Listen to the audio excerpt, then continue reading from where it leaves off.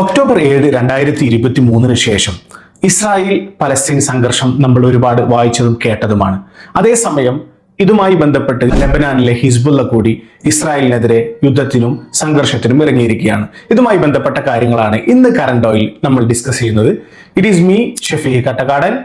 കറണ്ടോ ആദ്യമായിട്ടാണ് നിങ്ങൾ കാണുന്നതെങ്കിൽ ഈ ചാനൽ നിങ്ങൾ സബ്സ്ക്രൈബ് ചെയ്യുകയും നിങ്ങളുടെ കൂട്ടുകാരിലേക്ക് ഷെയർ ചെയ്യുകയും ചെയ്യുമല്ലോ. വിഷയങ്ങളിലേക്ക് കടക്കുന്നതിന് മുൻപ് ലെബനാനെ കുറിച്ച് അല്പം ചില കാര്യങ്ങൾ. 5 മില്യൺ അഥവാ 50 ലക്ഷമാണ് ലെബനാനിലെ ജനസംഖ്യ എന്ന് പറയുന്നത്.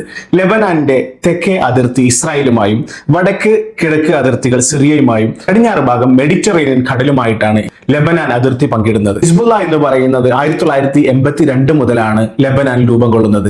ഷിയ വിഭാഗമായ ഇവരുടെ പ്രധാനപ്പെട്ട ഐഡിയോളജി എന്ന് പറയുന്നത് pan Islamism, anti Zionism, Islamic jihad തുടങ്ങിയ കാര്യങ്ങളിലാണ് ഇവർ ഫോക്കസ് ചെയ്തിട്ടുള്ളത്.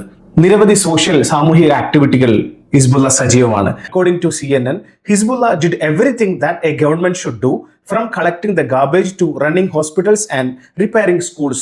സ്കൂൾ റിപ്പയർ മുതൽ അതുപോലെ ഗാർബേജ് കളക്ഷൻ വരെയുള്ള മുഴുവൻ കാര്യങ്ങളിലും ഹിസ്ബുള്ള വ്യാപൃതരാണ് എന്ന് CNN ഉദ്ധരിക്കുന്നുണ്ട്.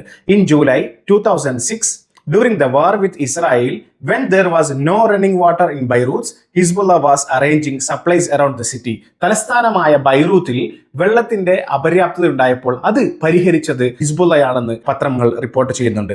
അപ്പോൾ ഒരു സ്റ്റേറ്റിന്റെ ഉള്ളിൽ ഡീപ്പ് റൂട്ടഡ് ആയിട്ടുള്ള മറ്റൊരു സ്റ്റേറ്റ് എന്ന് വേണമെങ്കിൽ നമുക്ക് ഹിസ്ബുള്ളയെ വിശേഷിപ്പിക്കാം. ഇത് കൂടാതെ ഹിസ്ബുള്ള തന്നെ സ്വന്തമായിട്ട് നടത്തുന്ന ടെലിവിഷൻ ചാനലാണ് അൽ മനാർ. അതോടൊപ്പം തന്നെ അവരുടെ റേഡിയോ സ്റ്റേഷനാണ് അൽ നൂർ എന്ന പേരിൽ അറിയപ്പെടുന്നത്.